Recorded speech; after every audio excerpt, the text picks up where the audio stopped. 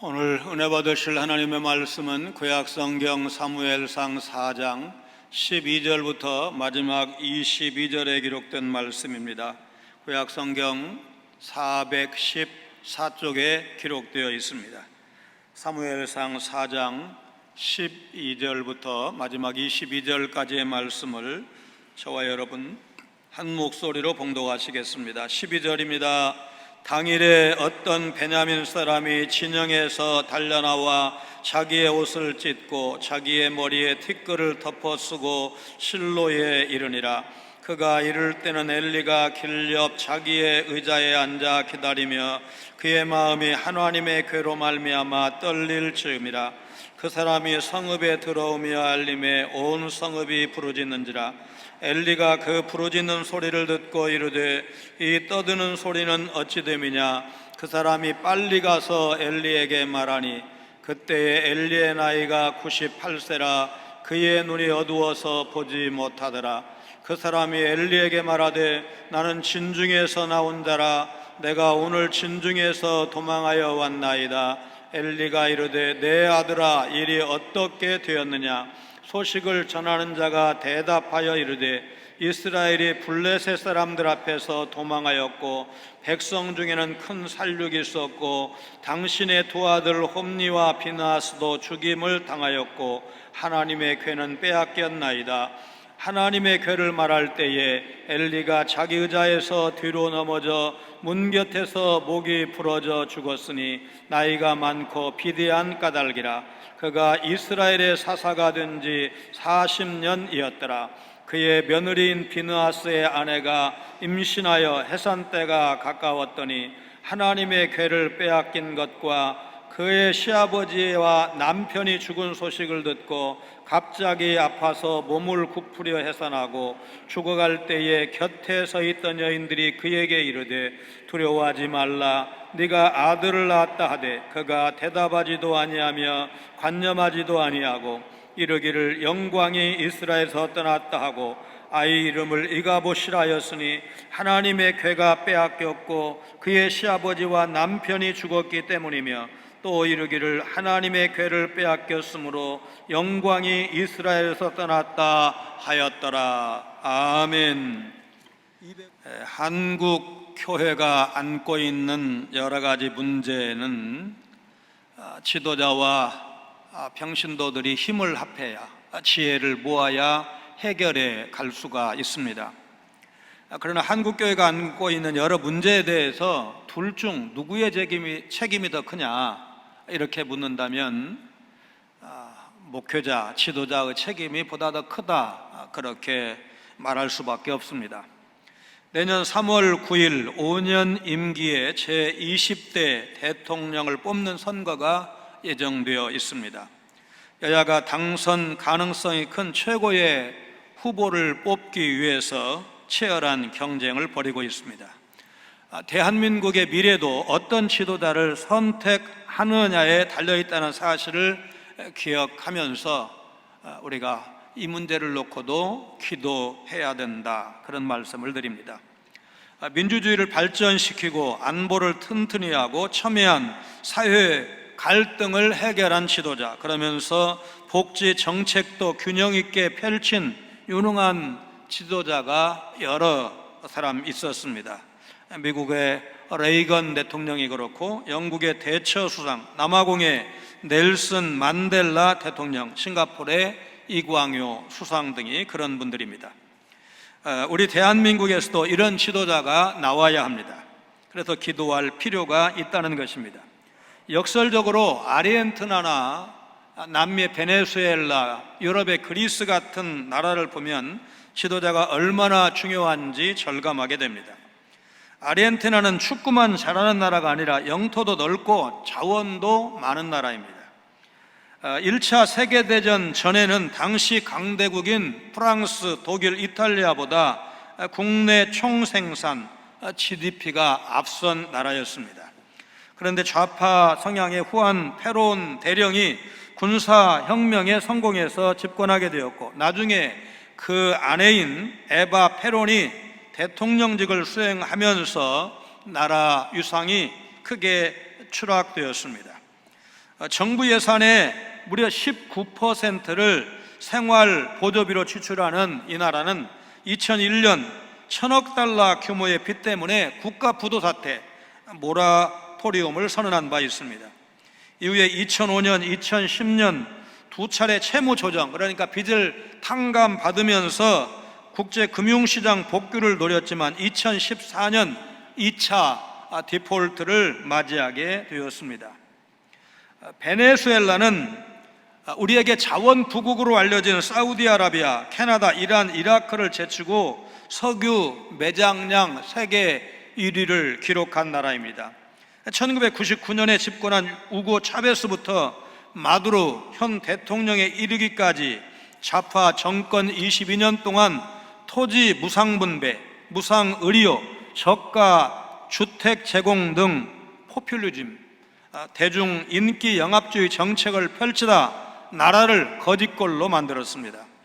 1999년 국내 총생산 대비 13% 수준이었던 사회적 지출 비용이 좌파 정권 7년 만인 2006년 무려 40%까지 늘어나면서 나라를 망하게 한 포퓰리즘 정권이라는 비판을 받게 된 것입니다. 유럽의 그리스 역시 지도자를 잘못 세워서 나라 유상이 크게 실추되었습니다. 그리스는 잘 아시는 대로 세계적인 해운 강국의 관광 대국입니다. 아름다운 지중해, 특별히 지금 사진이 나오는데 산토리니 마을 같은 그런 풍경만 봐도 나도 저곳에 한번 가고 싶다, 내 생전에 한번 가볼 수 있을까, 그런 생각을 할 정도입니다. 유네스코 세계문화유산인 파르테논 신전을 비롯해서 사도 바울과 초기 전도자들이 걸었던 수많은 초대교회 유적지 등 관광 자원만 잘 활용해도 얼마든지 잘 살 수 있을 것 같은데 실상은 그렇지 않습니다. 지도자가 교회나 국가 공동체에 끼치는 영향력이 너무나 크기 때문에 지도자의 중요성을 말씀을 드리는 것이고, 그래서 우리는 지도자 복을 누리기 위해서는 우리 의식 수준이 높아져야 되고, 또 하나님 앞에 그런 지도자가 세워질 수 있도록 기도도 해야 된다는 말씀을 지금 드리고 있는 것입니다. 오늘 제사장 엘리의 비참한 말로를 통해 얻을 수 있는 교훈이 무엇이겠습니까? 지도자는 공동체의 비전을 제시하고 사람들로 하여금 보이는 것만이 아니라 영적인 세계를 믿음으로 보게 해야 합니다. 또한 공동체가 처한 상황을 정확히 진단하고 영적으로 분별해서 나아갈 방향도 제시할 수 있어야 합니다. 그러나 엘리 제사장은 이 점에서 실패했습니다. 블레셋과의 전쟁에 패해서 법궤를 빼앗기고 제사장 홈니와 비나스가 죽는 날 베냐민 출신의 전령이 그 비보를 엘리에게 알리기 위해서 실로까지 달려옵니다. 12절입니다. 당일에 어떤 베냐민 사람이 진영에서 달려나와 자기의 옷을 찢고 자기의 머리에 티끌을 덮어쓰고 실로에 이르니라. 이스라엘이 진을 치고 있던 에베네셀에서 실로까지는 약 35km 되는 거리입니다. 그는 이 거리를 달려와 자기 옷을 찢고 머리에 티끌을 덮어 썼다고 했습니다. 옷을 찢고 머리에 티끌을 덮어 쓴 것은 그가 슬픈 소식을 전하러 온 전령임을 알려주는 표시입니다. 사무엘 하 1장 2절에서 사울왕의 죽음을 다윗에게 알리러 온 전령 역시 찢어진 옷을 입고 머리에 흙을 덮어 쓰고 있었습니다. 엘리가 길옆 의자에 앉아 있었다는 것은 전장으로부터 소식이 오기를 그만큼 기다리고 안절부절 못했음을 보여준다 할 것입니다. 13절입니다. 그가 이를 때는 엘리가 길 옆 자기의 의자에 앉아 기다리며 그의 마음이 하나님의 괴로 말미암아 떨릴 즈음이라. 그 사람이 성읍에 들어오며 알림에 온 성읍이 부르짖는지라. 엘리가 걱정한 것은 전쟁의 결과와 두 아들 홈니와 비나스의 안녕에 대한 관심도 부인할 수 없겠지만 무엇보다도 전장으로 보내진 법궤의 안전 여부였을 것입니다. 그래서 전쟁터의 소식을 기다리던 엘리가 하나님의 괴로 인해서 떨었던 것입니다. 엘리는 자식을 제대로 훈육하지 못해서 멸망을 자초하긴 했지만 제사장으로서 법궤에 대한 책임감은 잃지 않았습니다. 전령의 비보를 엘리보다 먼저 들은 건 성읍 사람들이었습니다.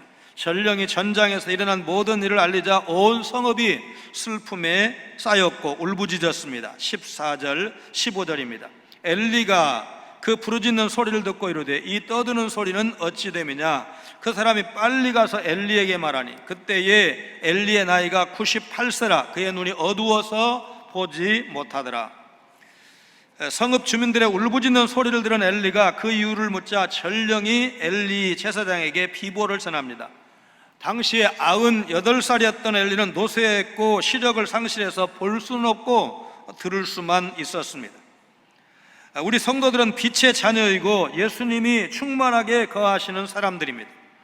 죄를 짓지 않으려고 늘 노심초사하는 노력조차 필요하지 않다고 말할 수 없지만 우리를 정죄하는 율법을 폐하시고 우리를 의롭다고 여기신 예수님의 십자가 은혜를 기억하는 것이 더 중요한 일입니다. 하나님은 레위기 11장 45절에서 내가 거룩하니 너희도 거룩할지어다 말씀하셨고, 예수님은 이 말씀을 받아서 너희 아버지의 거룩하심과 같이 너희도 거룩하라고 말씀하셨습니다. 하나님은 우리 성도들을 실제로 의롭고 거룩한 자로 만들어 가시겠다, 성경 여러 곳에서 말씀하십니다. 하나님의 형상으로 지어진 우리가 다시 그분의 형상을 회복하도록 주님이 도와주십니다. 혈액암 권위자인 안양 샘병원의 성주명 박사의 책에 있는 사례입니다. 이 시성을 가진 성도가 있습니다. 그는 아내와 별거 후에 거절감의 고통이 컸고 그때마다 음란 동영상에 빠져 헤어나질 못했습니다. 이런 일이 반복되면서 그는 수치심과 낮은 자존감으로 괴로워했습니다. 너무 고민이 되어서 친한 친구에게 이 사실을 고백했고 그 친구도 같은 문제로 고민한 적이 있었단 말을 듣고 용기를 갖게 되었습니다. 친구는 자신의 외로움과 사랑의 결핍 문제가 하나님과 예수님의 은혜로 채워졌기 때문에 해결될 수 있었다고 말해 주었습니다. 그의 말은 이씨 형제에게 큰 도전이 되었고 자신도 성령님께 의지하며 빛의 자녀답게 살기로 결심을 합니다. 그는 꾸준한 성경 공부를 통해서 하나님은 죄를 미워하는 분이시고 예수님으로 인해서 의인이 되었기 때문에 이제부터는 떳떳이 살면 된다는 귀중한 진리를 알게 되었습니다. 때때로 유혹이 오긴 하지만 자신의 문제를 하나님께 내놓고 수시로 대적 기도를 하면서 승리하는 삶을 살고자 여러분 얼마나 노력하고 있습니까? 성경은 성령께서 우리의 연약함을 도와주신다고 말씀하십니다. 말할 수 없는 탄식으로 성령님은 지금도 여러분과 저를 위해서 중보하고 계십니다. 성령님은 우리를 생명과 진리와 소망으로 이끌어 주시고 우리의 정욕을 매일 십자가에 못 박아 처리하도록 도우시고 우리를 깨끗하게 인도하신다는 사실 여러분 믿으시기를 바랍니다. 신명기 34장 7절에 모세가 죽을 때 나이 120세였으나 그의 눈이 흐리지 아니하였고 기력이 쇠하지 아니하였더라 하신 말씀과 달리 오늘 본문에 나오는 엘리는 눈이 어두워져 있었습니다. 이것은 오랜 경륜에도 불구하고 엘리의 영적 분별력마저 무뎌졌음을 시사하고 있습니다. 그래서 그는 법궤를 전쟁에 이용하겠다는 이스라엘 장로들의 판단이 잘못된 것임에도 불구하고 반대하지 않고 우유부단하게 여호와의 언약궤를 전쟁터에 가지고 가도록 내어준 것입니다. 패전 소식이 들려와 온 성읍이 설안했는데도 그는 하나님의 궤로 인해 떨린 마음으로 앉아있을 뿐이었습니다. 우리는 어떻습니까? 영적 분별력을 갖춘 믿음의 사람이 되어야 하고 우리 공동체를 위해서 계속해서 그런 지도자, 영적 분별력이 있는 지도자가 계속 설 수 있도록, 나올 수 있도록 기도하셔야 됩니다. 지도자는 연륜이 깊어질수록 진리의 기준에 따라서 자기 자신을 엄격하게 점검할 수 있어야 합니다. 엘리 집안의 비참한 최후는 이미 2번이나 경고되었습니다. 그러나 엘리는 이 경고를 받고도 어떤 회개도 하지 않았기에 그의 40년 사사 경력도 이 위기를 극복하는데 도움이 되지 않았습니다. 엘리는 전령을 내 아들아 부르면서 전쟁터에서 일어난 일을 묻습니다. 16절 17절입니다. 그 사람이 엘리에게 말하되 나는 진중에서 나온 자라 내가 오늘 진중에서 도망하여 왔나이다. 엘리가 이르되 내 아들아 일이 어떻게 되었느냐? 소식을 전하는 자가 대답하여 이르되 이스라엘이 블레셋 사람들 앞에서 도망하였고 백성 중에는 큰 살육이 있었고 당신의 두 아들 홈니와 비느하스도 죽임을 당하였고 하나님의 궤는 빼앗겼나이다. 전령이 엘리의 혈통적 아들은 아닙니다. 당시 이스라엘의 지도자이자 원로였던 엘리가 나이 어린 전령을 친근하게 부른 것입니다. 전령은 전쟁터에서 일어난 일을 4가지로 짧게 요약을 해서 보고를 합니다. 첫째, 이스라엘이 블레셋에게 패해서 도망했다고. 많은 이스라엘 사람이 죽었다고. 셋째, 홈니와 비느하스도 죽었다고. 넷째, 하나님의 궤까지 빼앗겼다고 보고를 합니다. 4가지 소식 모두 당시 사사이자 제사장으로서 이스라엘 지도자 임무를 수행하던 엘리에게 충격이었고 큰 슬픔을 안겨주었을 것입니다. 엘리가 자신의 두 아들이 죽었다는 비극적인 소식을 들었을 때는 전에 사무엘상 2장 34절에 하나님의 사람이 두 아들이 한날에 죽을 것이라고 경고했던 예언의 말씀을 떠올렸을 것입니다. 그때 하나님의 사람이 그렇게 경고하더니 정말로 이렇게 됐구나. 전령이 전한 비보 중에서 제사장 엘리에게 가장 충격적인 소식은 4번째, 하나님의 법궤를 빼앗겼다는 소식이었을 것입니다. 18절입니다. 하나님의 궤를 말할 때에 엘리가 자기 의자에서 뒤로 넘어져 문 곁에서 목이 부러져 죽었으니 나이가 많고 비대한 까닭이라 그가 이스라엘의 사사가 된 지 40년이었더라.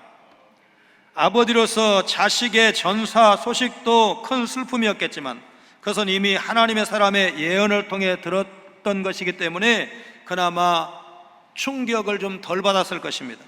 엘리에게 초미의 관심사는 앉아 기다리며 그의 마음이 하나님의 궤로 말미암아 떨릴 즈음이라는 13절 말씀에서 보여주듯이 법궤가 안전한가 여부였을 것입니다. 그런데 그 소중한 법궤가 이방 블레셋 수중에 들어간 것입니다. 여러분, 이스라엘에게 법궤는 무슨 의미가 있습니까?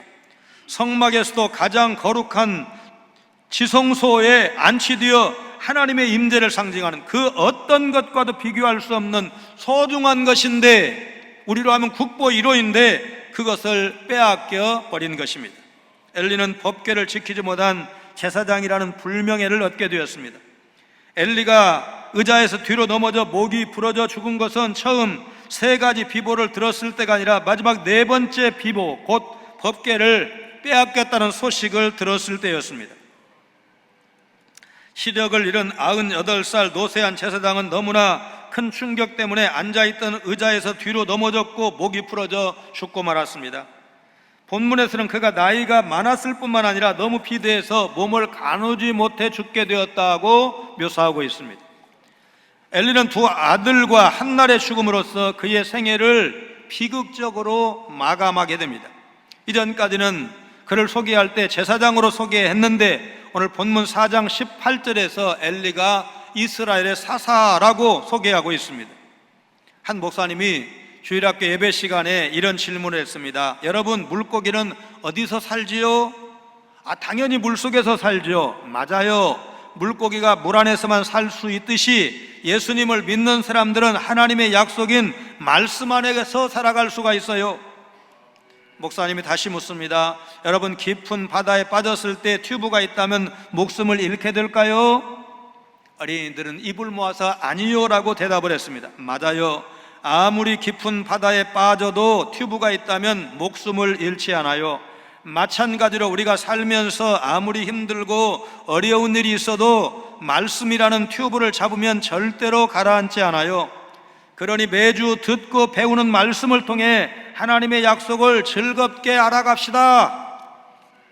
가장 탁월한 어린이 설교가 중 한 분으로 알려진 토마스 왓슨 목사의 설교 중 일부분입니다.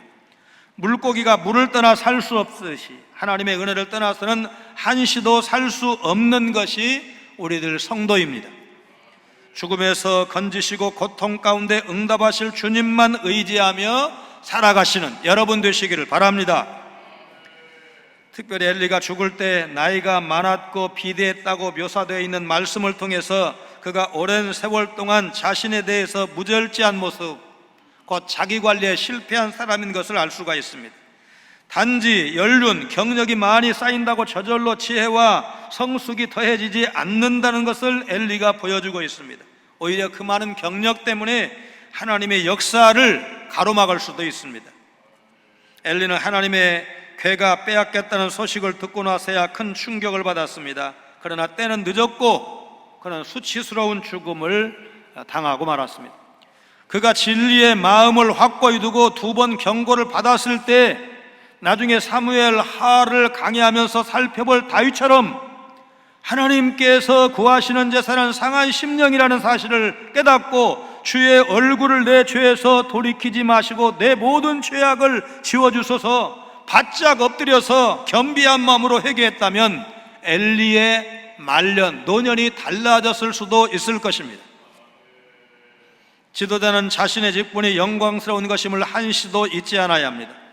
비나스의 아내는 하나님의 괴를 빼앗겼다는 소식에 큰 충격을 받았고 어떤 것으로도 위로받지 못했습니다.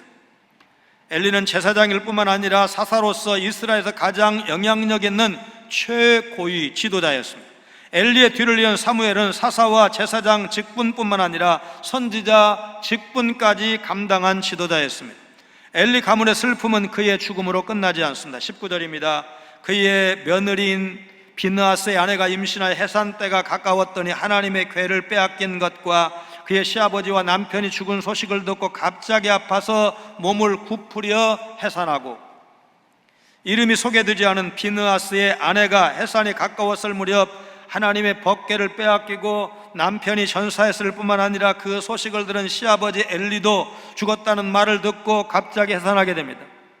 이런 갑작스러운 해산은 비느하스의 아내가 여러 가지 슬픈 소식을 한꺼번에 접하고 충격을 받았기 때문일 것입니다. 결국 비느하스의 아내는 충격과 갑작스러운 해산으로 죽게 됩니다. 20절입니다.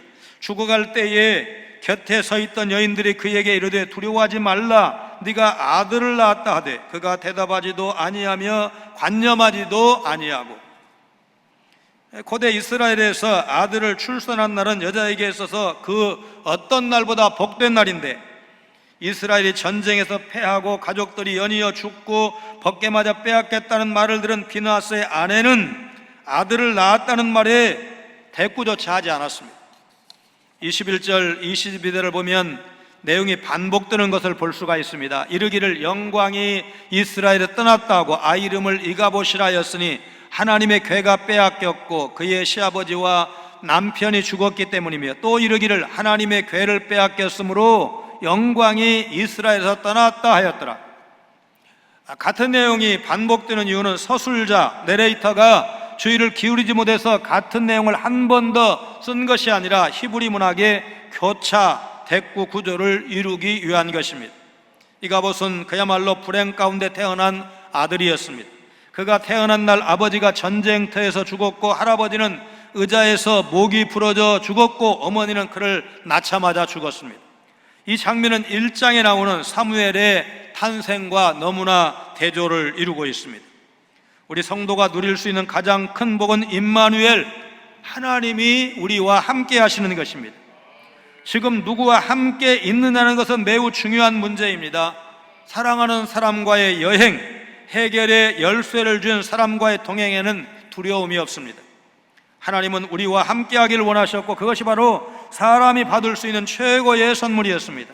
그런데 지금 이스라엘은 하나님의 임재를 상징하는 언약궤를 빼앗겼고 기름 부음 받은 가문인 엘리 집안의 남자들이 비극적으로 생을 마감했습니다.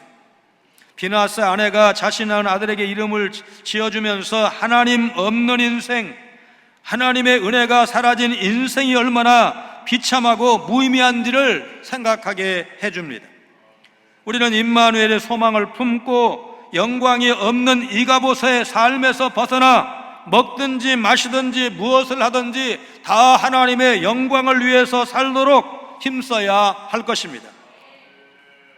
독일의 비텐베르크 광장에는 루터와 멜랑흐톤의 동상이 나란히 서 있습니다. 기독교인이라면 말틴 루터에 대해서는 모를 수가 없지만 멜랑흐톤을 아는 사람은 많지 않습니다. 멜랑흐톤은 대학에서 만난 루터가 주장하던 종교 개혁의 필요성에 공감하고 모든 재능을 총동원해서 루터를 도와서 종교 개혁의 중요한 역할을 담당했습니다. 다양한 학문에 능통했던 멜랑흐톤은 루터보다도 박식했지만 스스로를 드러내지 않고 뒤에서 최선을 다해 보조했습니다. 루터의 성경으로 알려진 최초의 독일어 성경 번역본은 사실 루터보다 멜랑흐톤의 역할이 더 컸고, 루터의 주장을 학문적으로 잘 정립해서 대중을 설득하는 일도 멜랑흐톤이 있었기 때문에 가능했습니다. 루터는 세상을 떠나기 전에 종교 개혁에 관해서 모든 것은 하나님이 하셨을 뿐 내가 한 일은 아무것도 없다고 말했습니다.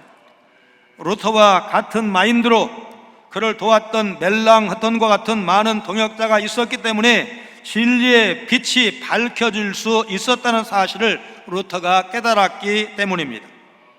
하나님의 일을 할 때 먼저 된 사람과 나중 된 사람 너무 많이 따질 필요가 없습니다. 주어진 사명을 감당하기 위해서 최선을 다하는 사람이 공동체에 꼭 필요한 것이지, 누가 서열이 높냐 그다지 중요하지 않습니다. 가정, 교회, 직장, 삶의 현장에서 하나님께서 맡겨주신 역할에 최선을 다하는 충성된 종으로, 충성된 청지기로 살아가시기를 바랍니다. 비나스의 아내는 대를 이을 아들을 낳았다 해도 더는 자기 가문의 영광과 소망을 기대하기 어렵다는 사실을 알았기 때문에 아들 이름을 영광이 없다는 뜻의 이가봇 그렇게 지었습니다. 앞선 예언대로 이제 그 가문에는 저주가 임하고 영원히 제사장의 직분을 감당할 수 없고 이스라엘은 큰 절망과 두려움뿐이었습니다. 지도자의 실패는 한 개인의 불행이나 실패로 국한되지 않고 교회 공동체에 심각한 영향을 끼칠 뿐만 아니라 교회로 하여금, 성도로 하여금 미래의 소망을 품는 데 장애를 겪게 한다는 사실입니다. 국가 지도자도 이와 다르지 않습니다.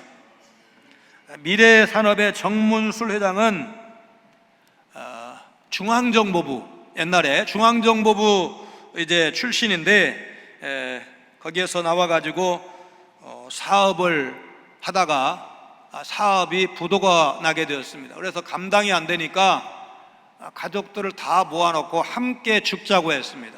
그때 고등학교를 다니고 있던 딸이 저 옆에 교회 목사가 설교를 잘한다는 소문을 들었는데 우리 그 교회 좀 나가보고 그래도 안 되면 그 다음에 같이 죽자고.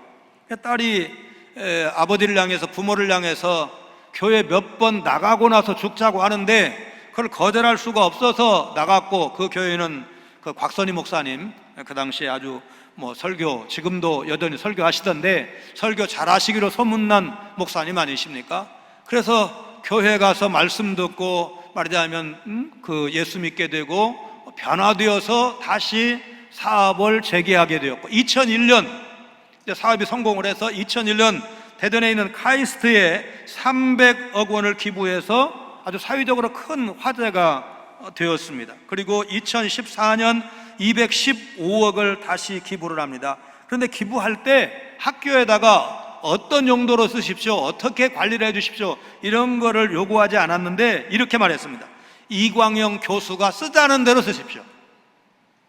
지금 이 정읍 출신이고 1954년생이더라고요. 2월 달에 카이스트 총장이 됐어요. 근데 저 교수님이 쓰라는 대로만 쓰라는 거예요. 그게 조건이야. 기부를 할 때 무슨 이유가 있느냐, 말하자면 그렇게 기술 개발이 안 되고 사업이 잘 안 되고 이럴 때 저 교수님이 어떻게 소문을 듣고 찾아와서 자기가 가지고 있는 말하자면 고급 기술을, 정보를 무료로 제공을 했습니다.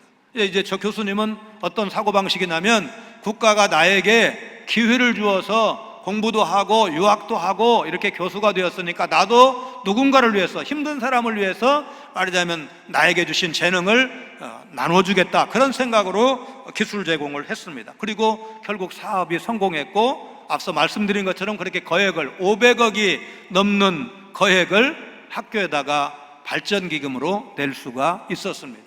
나중에 카이스트 이사로 이제 영입을 하게 되고 이사장도 한번 역임을 하셨습니다. 국회 인사청문회를 볼 때마다 깨끗하고 유능한 지도자 찾기가 쉽지 않다는 사실을 우리 모두가 실감하고 있습니다. 엘리 가문이 만약 하나님이 주신 제사장 직분이 얼마나 영광스러운 것인지 생각했다면 이런 비극적인 종말을 맞이하지 않았을 것입니다. 오늘날 교회 지도자들도 그 직분의 영향력과 영광을 생각한다면 섣불리 일탈하거나 안일함에 머물 수 없을 것입니다. 지도자가 타락한 시대는 하나님께서 반드시 심판하신다는 사실을 우리는 교회사를 통해서 배울 수가 있습니다. 위기에 또는 침체에 빠진 한국교회 지도자들이 영적 분별력을 회복하고 자신을 살피고 직분을 귀하게 여길 때 교회의 영광과 소망이 회복될 것입니다. 자신이 어느 공동체의 교회의 지도자라고 생각을 한다면 사도 바울의 권면 디모데전서 4장 16절 말씀, 네가 내 자신과 가르침을 살펴 이 일을 계속하라. 이것을 행함으로 내 자신과 내게 듣는 자를 구원하리라. 지도자가 자신이 가르치는 말씀에 바로 서고 또 그 말씀이 말하자면 배우는 사람들에게 제대로 증거하면, 가르치면 그를 구원하리라는 이 말씀을 기억을 하면서 하나님, 우리 가정이 살기 위해서는 한 사람이 그 정문술 회장의 집에 사실상 여고생 딸이 그 가정 살린 거 아닙니까? 물론 복음이 살렸고 하나님의 능력으로 말하자면 가정이 살아났지만 그 단추를 연 사람이 딸 아닙니까? 우리 교회 한번 나가보자고, 교회 몇 번 나가서 그래도 안 되면 그때 죽자고. 여러분, 그 청을 거절하지 못한 그 아버지 어머니가 교회에 나가게 되고 복음을 통해서 살 소망을 갖게 되고 하나님 앞에 기도하니까 하나님께서 응답해 주시고 생각지도 않았던 은인이 찾아와서 기술을 제공해 주고 그래서 사업 성공하고, 여러분 500억 넘는 돈을 내고도 여전히 잘 산다면 얼마나 복받은 사람입니까?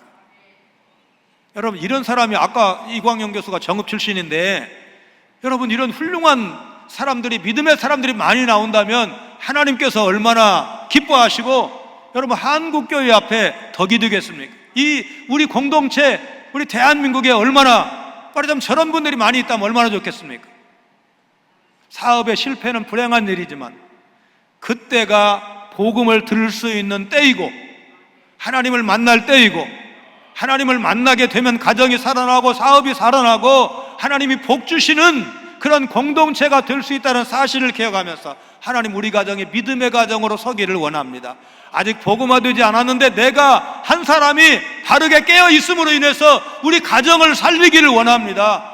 우리 교회가 깨어 있어야 되는데 그 깨어 있는 한 사람이 누군가 그 역할을 해야 된다면 제가 그 역할을 감당하기를 원합니다. 우리나라 대한민국이 하나님 앞에 복받는 나라가 되기 위해서는 대통령 잘 세워야 되고 국가의 지도자 바로 세워야 되는데, 하나님, 그저 내가 좋아하는 사람이 대통령이 되는 것이 아니고 하나님을 두려워하고 국가 비전이 있는, 국가 발전에 대한 비전이 제대로 있는 좋은 사람이 지도자로 세워지게 해주시옵소서.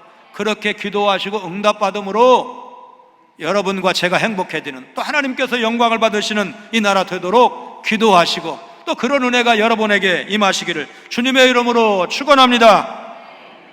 거룩하신 하나님, 엘리 가문을 향하여 경고하신 대로 심판하시는 장면을 잊지 않기를 원합니다. 선민 중에 선민이라고 할 수 있는 제사장 가문이 범죄하고 회개하지 않았을 때 믿지 않는 적군 블레셋을 심판의 도구로 쓰셨다는 사실이 너무나 아픕니다.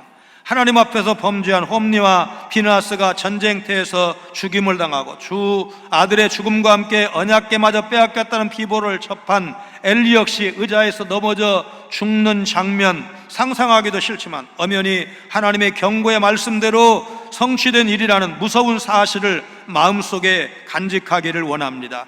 하나님의 경고대로 이루어가는 여호와의 영광이 떠나버린 엘리 가정의 비극적인 종말을 보면서 누군가 한 사람 이 가문을 살리기 위해 깨어 있을 수 없었는지 묻지 않을 수가 없습니다.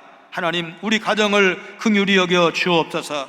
우리 한국은 지도자 복이 없다고 많은 국민이 탄식하고 있는데 이제 하나님 앞에 바로 선 역사적인 지도자가 나올 수 있도록 우리 모두가 성숙해지도록 도와주시고 또 깨어 기도할 수 있는 우리 한국교회 성도들 다 되게 하여 주옵소서. 예수님 거룩하신 이름으로 간절히 기도하옵나이다. 아멘.